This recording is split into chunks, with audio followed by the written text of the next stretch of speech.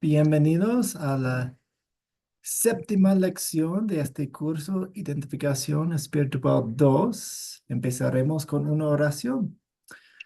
Dios Padre Celestial, sabemos que hay muchas voces en este mundo, muchas voces que nos llaman la atención, voces religiosas, voces que hablan tu palabra, voces que no hablan tu palabra.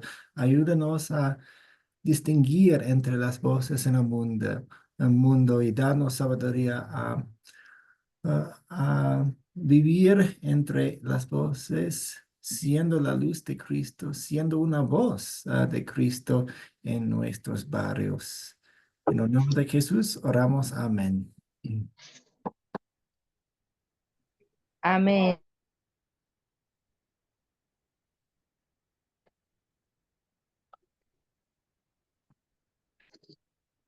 Ok. Pues hay un pastor. Él fue al mismo seminario que yo, pero se graduó unos años antes que yo. Y él escribe un blog y habla acerca del cristianismo, habla acerca de textos bíblicos, habla acerca de muchas cosas de la religión, del cristianismo, de la Biblia, del luteranismo y esas cosas, ¿sí? Y hace un tiempo, él escribió un post, un artículo sobre las diferentes denominaciones en el mundo, las diferentes iglesias en el mundo. Así que vamos a leer partes de ese blog y vamos a examinar las voces de las denominaciones y los corrientes de la religión que hay en el mundo. Y la primera parte nos introduce, nos presenta a cuatro pilares, Excelente. Julio, adelante, Julio. ¿Quiere leer estas dos diapositivas por nosotros? Gracias, pastor, con gusto. Hay cuatro pilares que todo cristiano y denominación cristiana utiliza para filtrar sus creencias. Número 1, la Biblia. Número 2, la tradición, historia de la iglesia. 3, la razón. 4, la experiencia personal. Cada iglesia cristiana o cuerpo eclesiástico enfatiza estos pilares en diferentes grados cuando establecen sus creencias. Esta comprensión de la interpretación bíblica es la razón por la cual se ven tantas denominaciones diferentes. Ok, este párrafo es muy importante, así que él está diciendo que si estamos examinando las denominaciones, las iglesias, vamos a ver algunas fuentes de la doctrina, la Biblia, la tradición y la experiencia, la personal y la razón. Y por sus énfasis tenemos grupos diferentes, denominaciones diferentes, movimientos diferentes. Y vamos a examinar eso a través de esta lectura de este artículo hoy. ¿Cuáles son sus preguntas hasta este momento?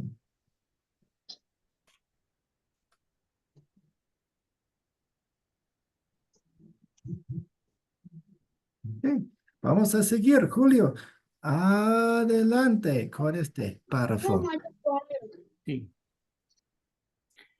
Permítanme, permítanme darte una breve explicación de lo que estoy hablando.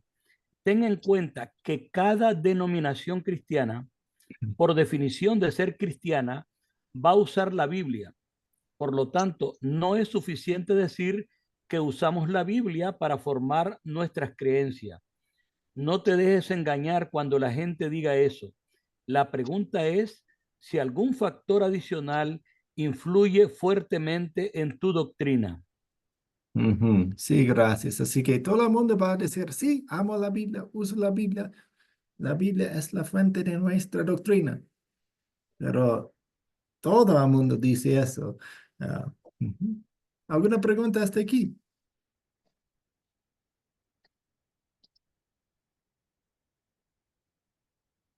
Mm, Ok, ahora tenemos algunos gráficos aquí. tenemos aquí la Iglesia Católica. La Iglesia Católica y tenemos los 4 pilares. Y esta gráfica nos dice cómo podemos entender esa iglesia. Enfrente de nosotros tenemos la Iglesia Católica y dice que aprecian la Biblia. Miren qué tan alta es eso. Pero también dicen que aprecian la tradición y un poco de la razón y menos la experiencia, las emociones, la experiencia. Ah, ahora vamos a leer lo que dice el pastor sobre la Iglesia Católica. Norma, veo que escribió en el chat. ¿Quiere leer? Sí, como no. Bendiciones, buenas noches. Buenas noches. Ajá, sí. La Iglesia Católica Romana ciertamente acepta la Biblia como la palabra inspirada de Dios. No obstante, se percibe que el liderazgo de la Iglesia tiene el derecho de reinterpretar repetidamente lo que dice la Escritura. La doctrina católica de la infalibilidad papal sugiere que el liderazgo de la Iglesia tiene el mismo peso y autoridad que la Biblia misma.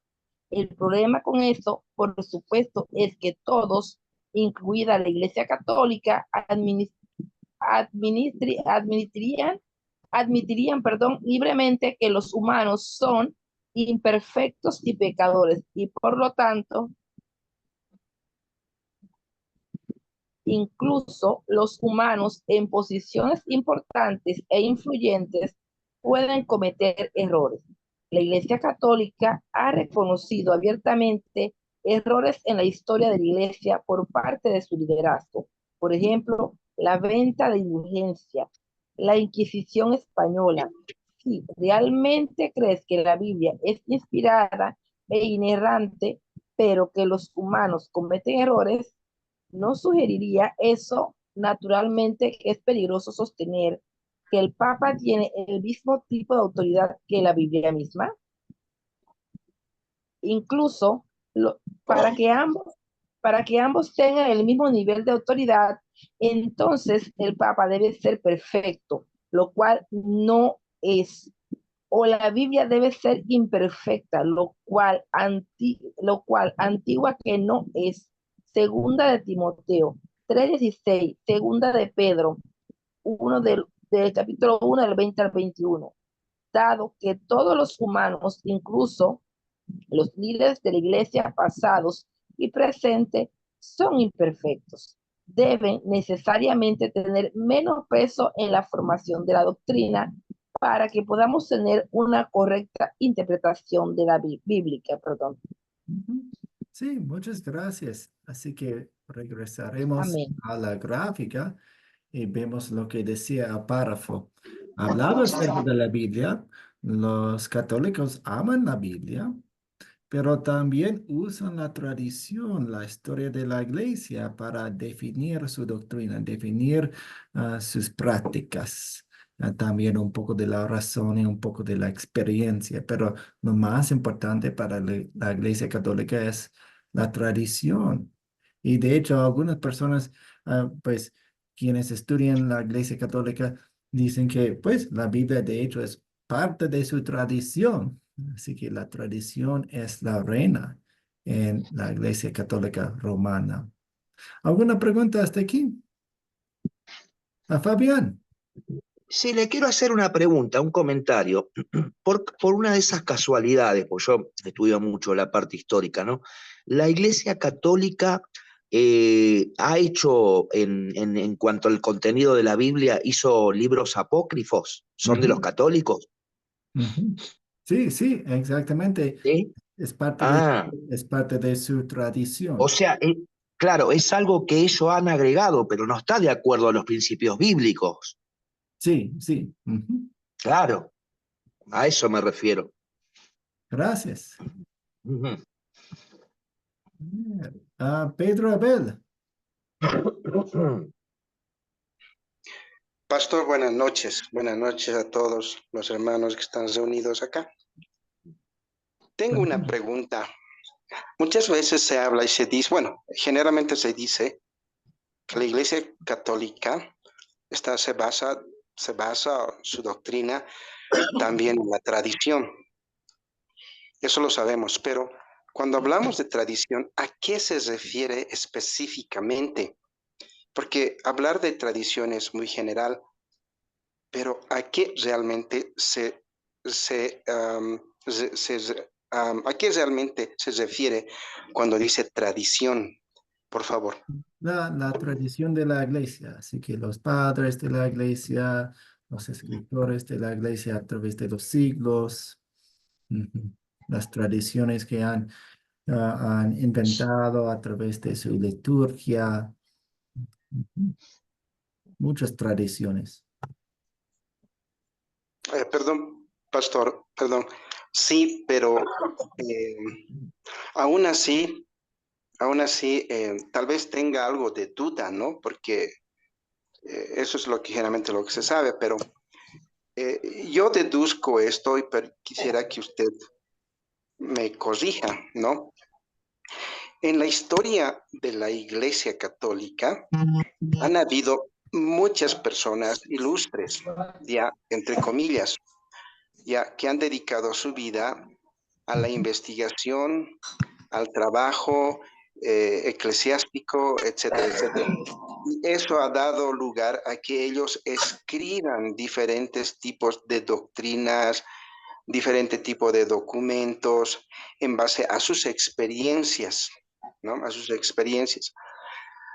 Por ejemplo, un ejemplo, no sé, se me ocurre en este momento, todo lo que hizo San Francisco de Asís y toda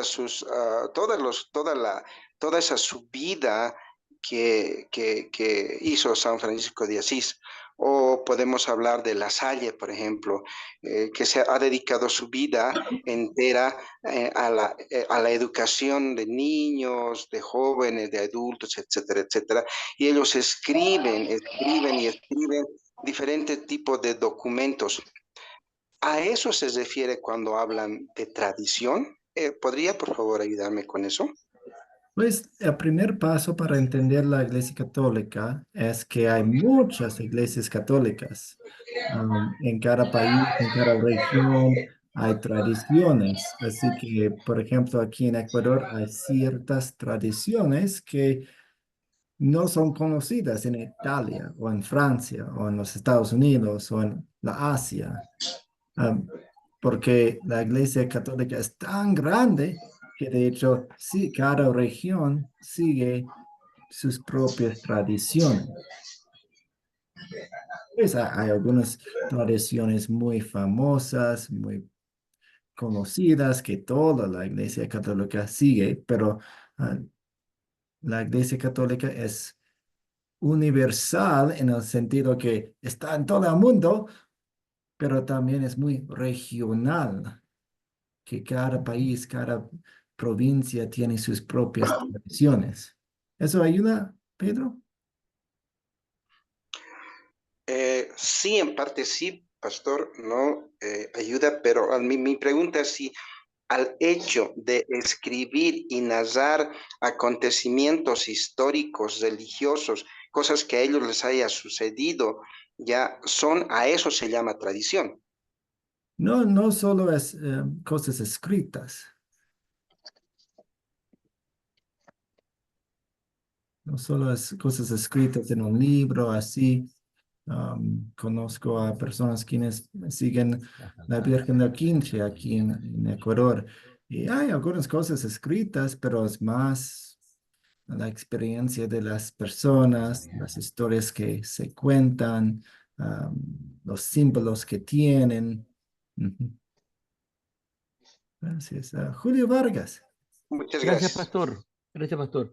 Quería agregar un poco sobre las tradiciones católicas, más específico, por ejemplo, en mi país hay unas tradiciones, las tradiciones marianas. Aquí tenemos que el 7 de diciembre se celebra a la Virgen María y se Ujú, construyen altares. La Iglesia Católica hace unas grandes actividades alrededor de eso. Los ujú. nacimientos de Belén para el 24 de diciembre, la Semana Santa. O sea, hay un conjunto de actividades que, como dice usted, pueden variar de un país a otro estas tradiciones, pero hay unas que son como muy, como muy amplias, como muy universal para la Iglesia Católica. Era mi comentario, pastor. Gracias. Javier Rivas. Sí, muy buenas noches, pastor y mis hermanos. Dios me les bendiga grandemente. Pues con el tema de la tradición, pues lo que yo he escuchado con relación al tema de la Iglesia Católica es que ellos se basan, pues, dicen que Pedro, ¿no? El apóstol Pedro fue el primer papa de la Iglesia. Sí, toman a Pedro como el primer papa y por eso cuando ellos hacen una plegaria, ellos dicen el papa, en este caso que es Francisco, dice el sucesor de Pedro y de los apóstoles. Sí, cuando hacen su oración general, oramos por el Papa Francisco como sucesor de Pedro y los apóstoles. O sea que de allí viene esa tradición, ¿sí? De un papa sigue el otro y algunos toman el nombre de papas anteriores. Por ejemplo, digamos que aquí está Francisco y que este sea Francisco. En 20 años nace otro papa, por decirlo así, y se puede llamar Francisco II, así como el papa Juan Pablo II, o sea que había un papa que se llamaba Juan Pablo I, o sea, toman un nombre, ¿sí? Eh, como tradición, pues, según la Iglesia Católica, ¿no? De sucesión, ¿no? Digamos que ellos vienen desde los apóstoles, que el primer papa fue Pedro, hasta el papa Francisco, digamos que ellos siguen esa línea, por eso se dice que es la Iglesia de Jesucristo, ¿no? La de ellos dice pues la Iglesia Católica. Y lo otro, que ellos eh, como tradición tienen celebrar lo que decía el hermano ahorita, la fiesta de algunas personas que se han destacado dentro de la iglesia, ¿sí? Por ejemplo, San Martín de Porres, San Francisco de Asís, muchos santos que tienen en la iglesia y por años ellos celebran esas festividades en honor, ¿sí? O recordando el trabajo que hicieron y tomarlos como ejemplo. Es lo que yo pues he escuchado pues de la iglesia y son tradiciones que tienen ellos. Por ejemplo, la Semana Santa es una tradición también de la iglesia católica. La Navidad son tradiciones que tienen ellos de generación tras generación y les ha servido a ellos como método de enseñanza. Un ejemplo, una vez como tradición ellos tienen algo que es el Cristo, ¿no? Como un crucifijo, ¿sí?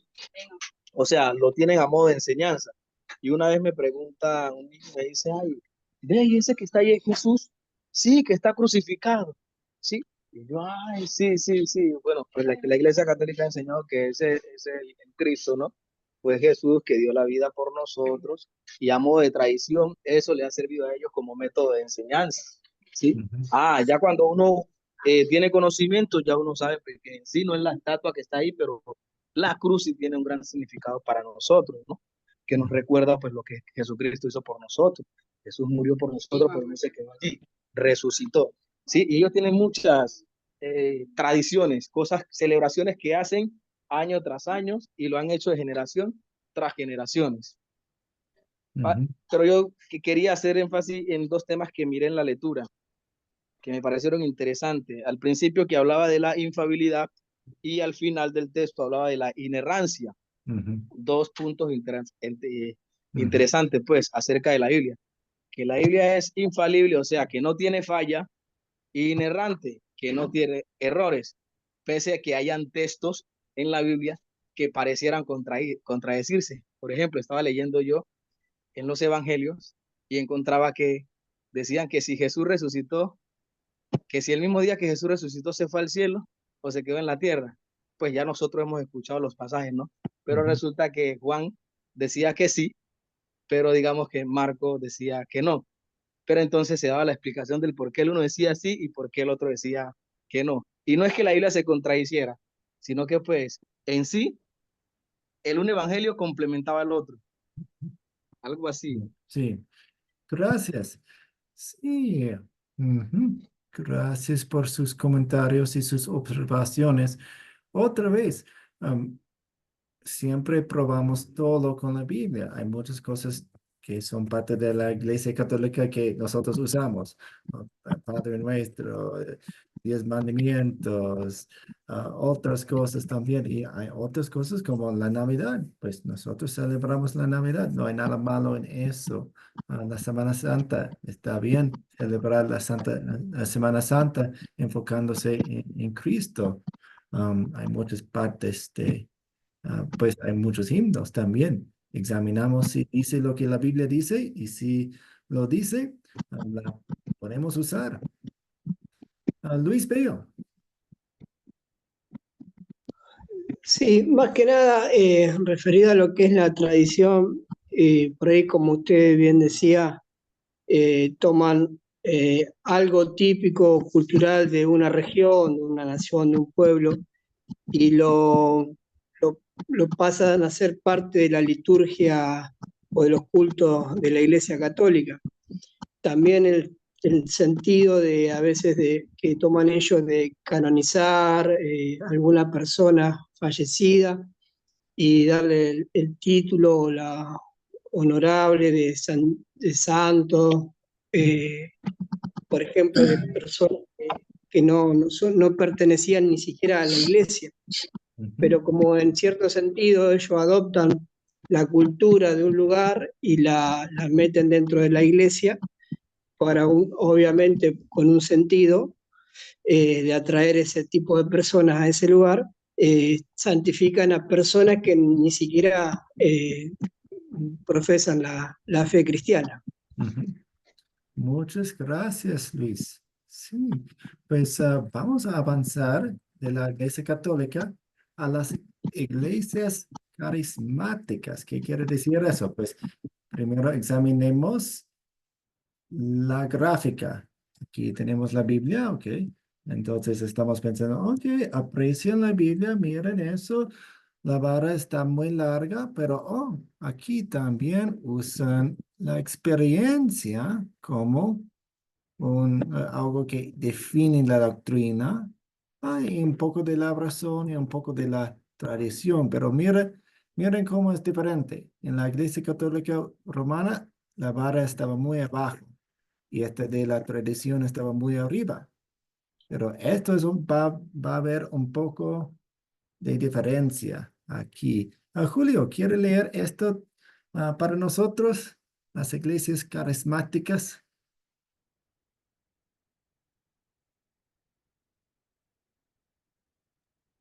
Amén. Okay. Sí, Javier, usted puede. Adelante. Aunque ciertamente estoy hablando en términos generales aquí, las iglesias que enfatizan fuertemente los dones espirituales de los individuos a menudo tienden a sobrevalorar a los individuos, a expresar del, del individuo Jesús. Además, tienden a prevenir de un trasfondo teológico arminiano que coloca una gran importancia en el libre albedrío y las decisiones personales. La mayoría de los arminianos podrán decirte la fecha en que tomé mi decisión por Jesús, una enseñanza que contraerá lo que el apóstol Pablo dice acerca de que todos estamos espiritualmente muertos por la naturaleza. Efesios 2, 1, 10. Los carismáticos valoran el sentir el poder de Cristo en sus vidas, pero la realidad es que todos sabemos que nuestros sentimientos nos han llevado por caminos peligrosos antes y por lo tanto no podemos confiar en ellos completamente. Algunos días podría sentirse como el mejor cristiano del planeta. Otros días podría sentirme como el peor pagano que existe. Pero mi percepción de mí mismo cuenta poco para mi bienestar eterno. En otras palabras, mi estatus ante Dios no se basa en última instancia en lo que siento, se basa en el veredicto de Dios sobre mí a través de Jesús, Romanos 8:1. Dado que los sentimientos son parte del estado humano, imperfecto y caído, necesariamente debemos tener menos peso en la vida, en la formación de la doctrina, para que podamos tener una correcta interpretación bíblica. Amén. Muchas gracias, Javier.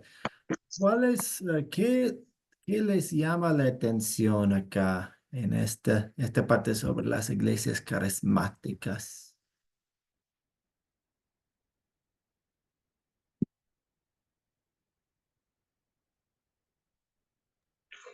Perdón, hermano, ¿puedo hacer una pregunta, por favor? ¿A ¿Qué les, Eh, sí, qué les llama la atención? Mire, la iglesia carismática es una iglesia derivada de la iglesia católica. Por favor, si me puede orientar con eso primero, por favor, les ruego. No, es más un movimiento.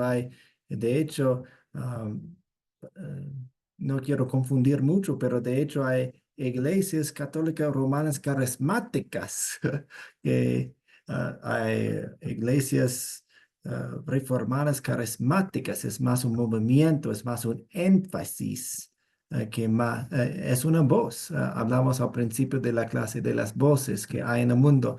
Es una voz que enfatiza la experiencia de la persona. Y de hecho, pues hablamos que hay muchas iglesias católicas, hay algunas iglesias católicas que ponen mucho énfasis en la experiencia y hay otras iglesias que ponen, no sé, que no sean católicas, que también ponen mucha énfasis en la experiencia, definen su valor, definen su doctrina, enfatizan, hacen hincapié en eso. Ujú. ¿Eso ayuda, Pedro?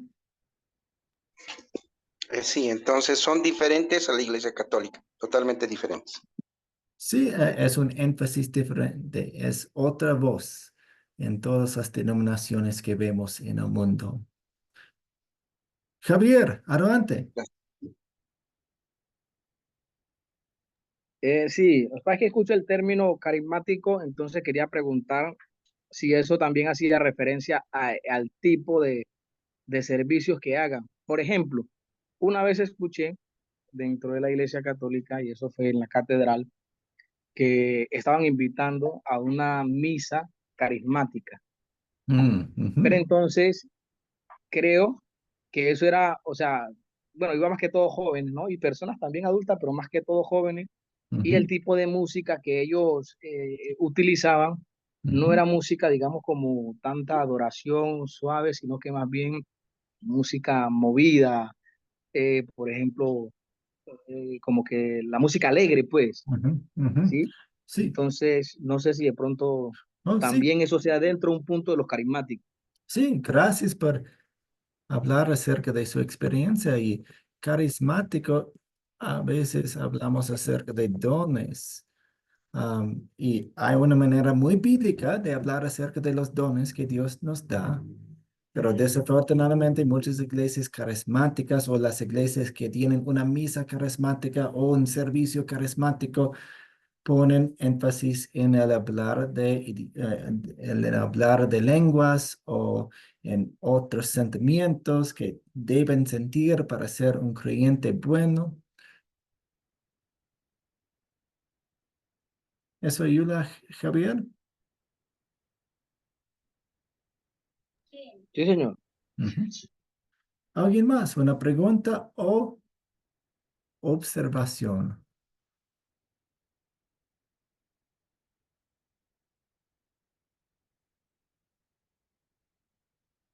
Vamos a seguir. Ahora tenemos las iglesias reformadas. Otra vez, estas son las voces. Pues hay muchas iglesias que tal vez tienen una historia reformada. No tiene que tener el nombre reformado, aunque algunos sí lo tienen en su nombre. Estamos hablando acerca de las voces, el énfasis, el movimiento, la historia, la, la historia de la congregación, la historia de la denominación.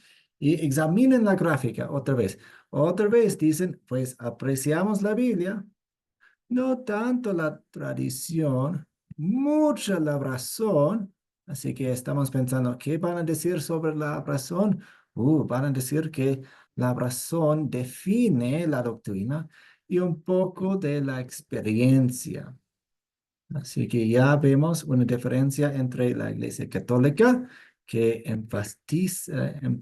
enfatiza la tradición y las iglesias carismáticas que enfatizan la experiencia. Ahora vemos la primera vez en este estudio un énfasis en la razón. Vamos a ver de qué se trata con estos párrafos. ¿Quién quiere leer aquí? Yo leo. Adelante, Fabián. Bueno, dice, las iglesias reformadas generalmente practican la teología de Juan Calvino, uno de los principales actores de la Reforma Protestante. Calvino fue originalmente formado como abogado humanista y sus inclinaciones humanistas a menudo se reflejan en su teología. Por ejemplo, Calvino creía que lo que nos separa a los humanos de los animales, aparte de nuestras almas, es nuestro intelecto, nuestra capacidad racional. Por lo tanto, también tendía a creer que Dios no presentaría nada en la Biblia que estuviera más allá del alcance de la lógica humana. Esto llevó a Calvino a enseñanzas como su famosa doble predestinación, la idea de que Dios predestinó el destino eterno de cada ser humano, eligiendo a algunos para la vida eterna a través de Cristo y a otros para el castigo eterno por sus pecados. La implicación problemática aquí es que esta comprensión de la presencia de Dios convierte a Dios en un ogro que sentencia caprichosa y arbitrariamente a algunos al cielo y a otros al infierno. El problema aún mayor es que, aunque la doble predestinación suena algo lógica, ya que la Biblia ciertamente habla de predestinación, Romanos 8:29, Efesios 1 al 5, Primera de Pedro 1, del 1 al 2, no es bíblica. No encontrarás ninguna parte de la Biblia que hable de que Dios predestinó a alguien para ir al infierno. Del hecho, encontrarás lo contrario, que Dios quiere que todas las personas sean salvas. Primera de Timoteo 2:4. Esta es una clara evidencia de que la teología reformada depende demasiado de la razón de la formación de la doctrina, dado que la razón es parte del estado humano imperfecto y caído, necesariamente debe tener menos peso en la formación de la doctrina para que podamos tener una correcta interpretación bíblica. Muchas gracias, Fabián. Bueno. ¿Cuáles son las cosas que llaman su atención? Preguntas y observaciones.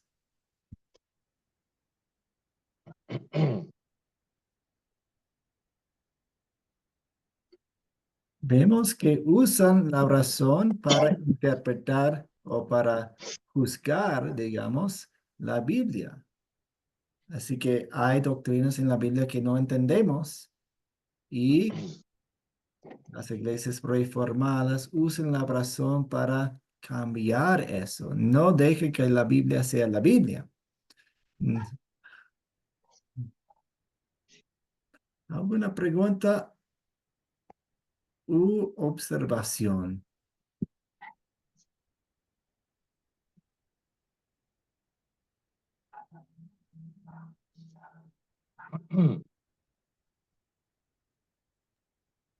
Sí, profesor, Adelante. un comentario. Por favor, si estoy equivocado, me corrige, por favor. Estas iglesias generalmente se basan en no solamente en la palabra de Dios, sino en la razón. Entonces, es ahí que nace es ahí donde nace esto de distorsionar la palabra de Dios, porque su doctrina no se basa únicamente en lo que dice Dios, sino que tiene que coincidir con la razón humana. Y generalmente la iglesia esta dice y sostiene que Dios es un ser lógico y es un ser ordenado, sobre todo utiliza su razón, ¿no? Entonces, en base a eso es que su doctrina trabaja así. Entonces, todas las cosas que parecieran ser ilógicas, ¿no? Ellos lo vuelven lógicas, pero al hacer eso lo distorsionan, la palabra de Dios se distorsiona. Ujú. Eso es lo que me gustaría saber si estoy en lo correcto o no, por favor. Sí, me parece que usted lo explica muy bien. Gracias. ¿Alguien más?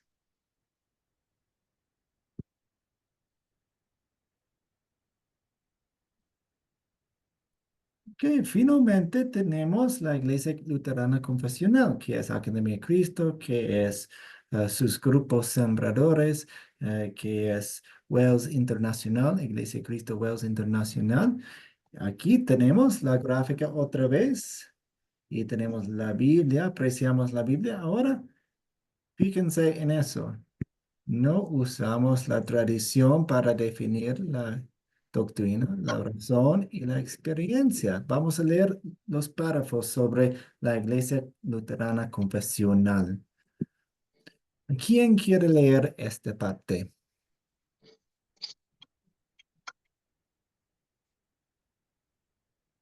Fabián, usted tiene su Bueno, micro. lo leo. Sí, lo Sí, leo, yo no tengo problema. ¿Lo leo? gracias. Sí. Bueno, dice la Iglesia Luterana Confesional. Bueno, dice, la iglesia a la que pertenezco y en la que soy pastor aprende de la fe de los santos que nos precedieron. Bueno, después dice Hebreos 13:7, que sería el versículo, pero también reconoce que estos líderes fueron grandes no por su perfecta fidelidad, sino por su profesión de la fidelidad de Cristo. Por lo tanto, las tradiciones, costumbres y rituales desarrollados por los líderes de generación anteriores, aunque útiles, no son mandados por Dios, ni deben elevarse al estatus y autoridad de la palabra de Dios. Además, la iglesia a la que pertenezco y en la que soy pastor valora la razón como una bendición de Dios para aplicar su palabra a nuestras vidas, Santiago 1:22, y para someter su creación, Génesis 1:28. Pero también reconoce que sería inapropiado subyagar la Biblia a la razón humana imperfecta, especialmente porque hay componentes ocultos de la santa voluntad de Dios, Isaías 45:15. Y finalmente, la iglesia a la que pertenezco y en la que soy pastor valora la existencia personal. Regularmente alentamos a los cristianos a contar las grandes cosas que Dios ha hecho por nosotros, Deuteronomio 3:24, y a usar los recursos que el Evangelio nos da para la humildad, la confianza, la perspectiva y el optimismo, Romanos 8:28. Pero mi iglesia también reconoce que un pecador, incluso un creyente, viviendo en un mundo pecaminoso, sin dudas va a experimentar altibajos y que ya sea que sienta a Dios en mi vida o no, puede saber que Él está ahí. Mateo 28:20. Muchas gracias, Fabián. ¿Qué les llama la atención aquí en la Iglesia Luterana Confesional? ¿Qué es nuevo? ¿Qué les llama la atención? ¿Y cuáles son sus preguntas?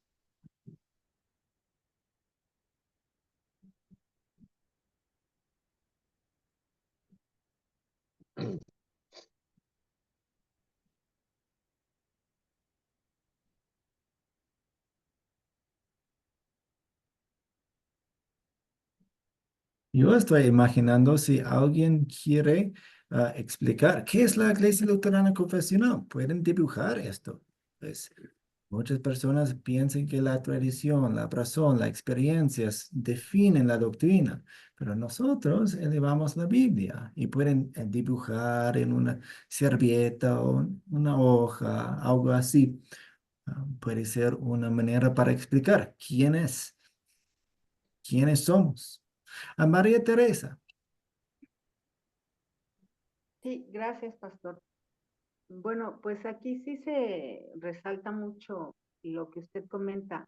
La tradición, la razón y la experiencia vendrían siendo situaciones extrabíblicas, ¿no? Entonces esas no se consideran tan importantes, porque aquí la Iglesia Luterana Confesional, su principal enseñanza es la Biblia, la palabra de Dios.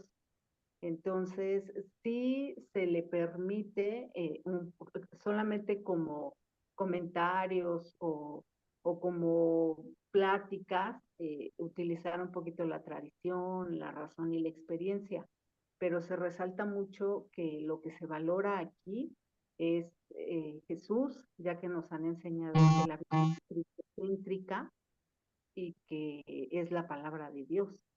Entonces, pues esto es lo más importante, pastor, porque ya no hay enseñanzas de hombre. Ya aquí las enseñanzas, como es en la tradición en las otras iglesias, quedan muy por debajo de la enseñanza principal, que es la palabra de Dios. Muchas gracias. Sí, pues, la historia de la iglesia tiene un lugar. La razón tiene un lugar, la experiencia tiene un lugar, pero no son más grandes que la Biblia. No son los jueces de la Biblia, no son los reyes y los patrones de la Biblia. Todo tiene que servir la Biblia. Bien. ¿Alguien más? Sí, profesor. Adelante, Pedro. Yo tengo un ejemplo, me gustaría compartir. Creo que alguna vez compartí la misma experiencia. Es la siguiente. Si en la Biblia dijera, es hipotético, ¿ya? Si la Biblia dijera que aquella cosa que está en el cielo es blanco e ilumina todas las noches, no es la luna, es un queso enorme. Si dijera eso la Biblia, ¿ya lo creerían? Esa es la pregunta. Ya, entonces los presbiterianos o los calvinistas inmediatamente dirían que no. ¿Cómo es posible eso? Eso está en contra de la razón, ¿ya? Pero una iglesia luterana confesional que está basada en lo que dice la Biblia diría que sí. Aunque es una idea loca, pero diría que sí, porque así lo dice la Biblia. Eso es lo que quería compartir. Gracias, Pedro. Sí, podemos pensar en algo que Dios también dice. Dios dice que Dios es tres personas en un Dios. Oh, yo no puedo creer eso con mi razón, pero la Biblia lo dice, así que lo creo. Rodrigo. Sí, buenas noches. Tengo, con las buenas noches, pastor y todos mis Buenas hermanos. noches. Yo tengo el privilegio de asistir a una iglesia acá en Medellín que se llama la Santísima Trinidad, presidida por el pastor Henry Herrera, y el pastor auxiliar es Tony Quintero. Y llevo más o menos 2 años asistiendo a la iglesia luterana confesional, y la verdad estoy muy contento, muy satisfecho por la obra que la iglesia va haciendo en mí y en sus hermanos a través de sus doctrinas. Me parece que la iglesia luterana es una iglesia sencilla, muy sobria, donde no hay muchos adornos, muchas cosas como en otras iglesias, sin poner puntos de comparación y respetar las creencias de cada cual. Yo digo que el pilar, la base fundamental de la iglesia luterana es la Biblia, palabra de Dios. Hacemos o hacen mucho énfasis en la teoría, en la doctrina de la ley y el evangelio. La ley como espejo, la ley como nos han enseñado, la ley nos podemos decir que nos aplasta, pero llega el evangelio, la obra de Jesucristo, plasmada allí en el evangelio, su doble sustitución, su reemplazo por nosotros, en una vida totalmente perfecta delante del Padre, y la muerte en la cruz por todos nosotros, por todos nuestros pecados. Amén. Hacen énfasis en el bautismo como perdón de pecado. Y la palabra en el bautismo, no tanto el agua, sino la palabra en el nombre del Padre, del Hijo y del Espíritu Santo. Respeta mucho esa parte de que los niños nacemos con el pecado original, el pecado de Adán, y que el bautismo nos libera, nos aparta de ese pecado original y nos hace hijos de Dios y nos da fe. Nos da fe. Y también la Santa Comunión, que es un mandato celeste, como en memoria de mí. Entonces, yo mismo muy satisfecho, muy contento dentro de la iglesia luterana, vuelvo y le repito, por lo sencillo, por lo básico que es para mi fe y mis creencias, donde no exigen mucho, sino simplemente algo obediente, tener fe, es lo más importante. Muchas gracias. Sí, muchas gracias y gracias por compartir su experiencia en una iglesia luterana.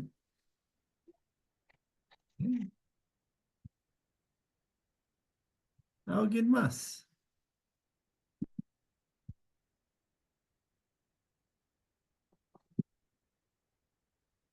Sí, profesor, tal vez algo más añadir cortito.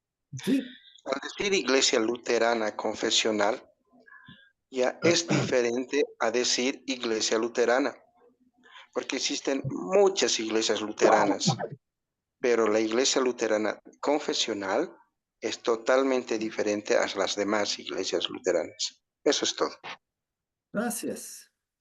Sí, necesitamos probar con la Biblia aún a las iglesias luteranas, porque el diablo está trabajando en todas las denominaciones y hay que ver las diferencias, las voces diferentes. Por eso decimos confesional, porque hay escritos, confesiones escritos en que nos pasamos.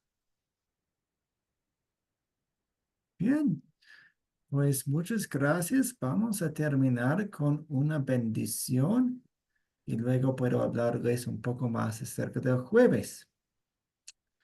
El Señor te bendiga y te guarde, haga el Señor resplandecer su rostro sobre ti y tenga de ti misericordia. Vuelve el Señor su rostro a ti y te conceda la paz. Amén. Amén. Dios le bendiga, hermano. Gracias, pastor. Amén. Gracias, pastor. Gracias. El jueves vamos a tener el tiempo de los proyectos finales. Mañana voy a poner más en el grupo para que sepan lo que estamos haciendo. Así que no se preocupen, van a tener más información acerca de eso mañana. Bendiciones. Bueno, gracias igualmente. Gracias, pastor.